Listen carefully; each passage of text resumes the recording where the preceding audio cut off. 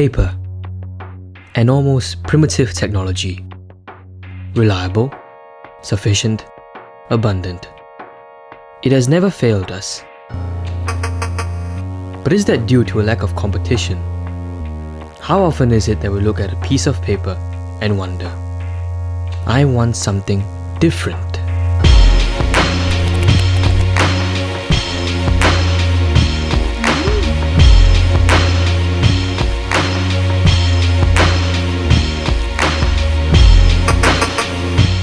The iPad has become a huge part of my life right now, from schoolwork to planning film projects.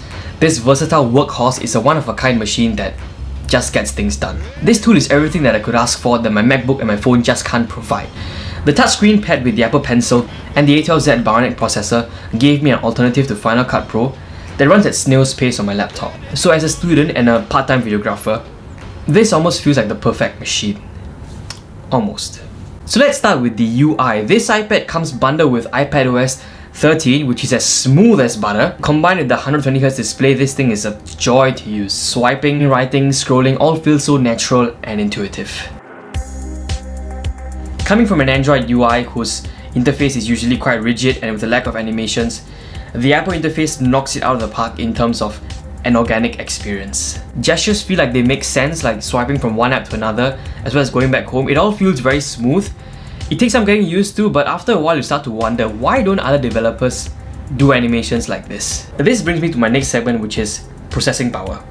This iPad sports the A12Z Bionic processor, which is blazing fast. Due to the optimization of the hardware as well as the software, this thing just flies through anything I throw at it. This chip actually crushed my own MacBook's benchmark scores, which makes it one of the fastest devices I've ever used. For my whole life, I've never been able to play Asphalt 9 at its maximum graphics settings, but this thing just flies. It just flies through it, so no complaints about that. Gaming is not an issue on this at all, and with a huge immersive display like this, what more could you ask for, honestly?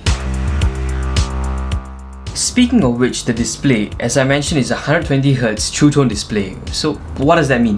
Your phone and your computer probably have a display of 60Hz, which means that the display is refreshing at 60 times a second. Suppose you close a window and the animation takes 1 second. On your computer, it would take 60 frames for the animation to complete. Whereas on the iPad, which is running at 120Hz, it would have taken 120 frames for the animation to complete. Essentially much more smoother.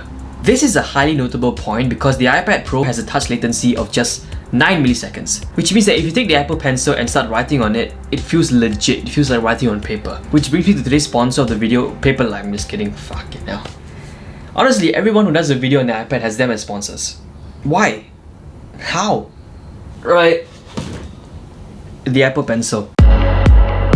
Honestly, this is a no-brainer. If you are thinking of getting the iPad, this thing is almost mandatory. Fucking marketing, man. Anyway, this thing is trash. It's super sensitive. I had to get this replaced, and by doing so, I lost my engraving on the pencil. But this is also the single greatest tool that has helped me in my school life. Instead of keeping heaps of paper notes, I've been able to do all my notes on the iPad, which kept my bag clean. I did try to do practice papers on the iPad, but it wasn't as satisfactory, reasons which I'll get into later. But MCQ papers on the other hand, my god, I could download as many papers as I wanted, put the paper on one side and the formula sheet on the other, and just crunch away. I shit you not, I did all of the revision for my last two A-level papers on this thing, without a piece of paper. So with all these benefits, it begs the question, should you as a student get the iPad Pro? Fuck no, do not get the iPad Pro. As a student, do not get the iPad Pro. As much as it's cool to get the best one and bring your $500 Magic Keyboard to school, I'm looking at you, Sean.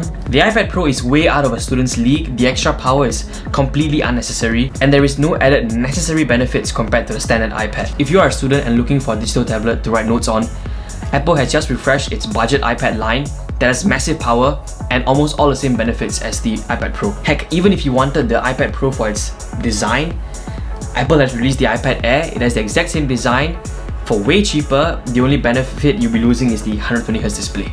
Anyway, here is how I use the iPad Pro in my life. So my iPad has a few primary apps: Notability, Notion, LumaFusion, Duet, and the app I use most is Notability. In here, I have every single of my topic notes in soft copy, where I can do my annotations and write some notes without dealing with all the hassle of paper and whatnot. Everything is very organized and everything is very easy to access, so it makes it easier for me to look through stuff, be it on the way to school, in the train, in class and whatnot. So portability is the name of the game.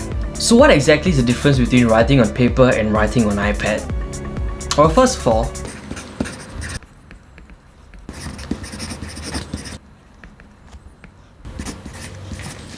Paper is always going to be 100% more satisfying to write, no cap. Writing on an iPad is more efficient and organized, but you never get the same organic and tactile feel that paper gives you. Facts. My method of memorizing used to be to write the content down on paper for a few times until it sort of went into my head.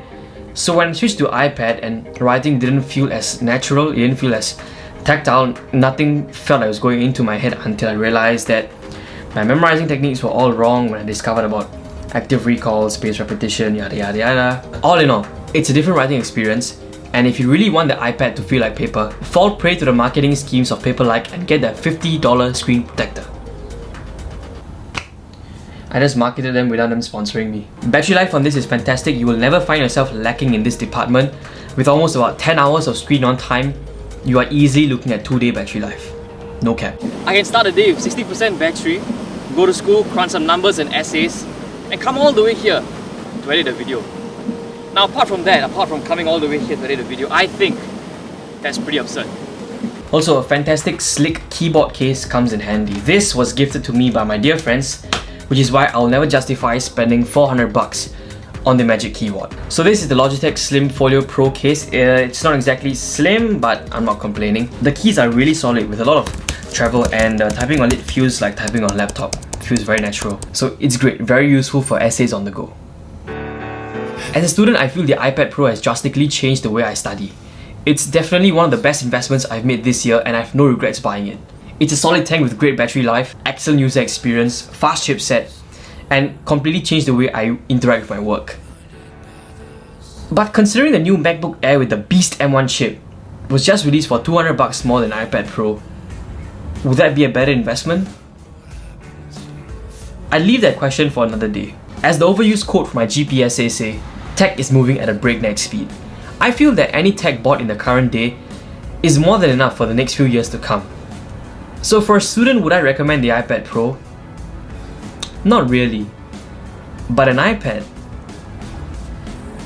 Hell yeah.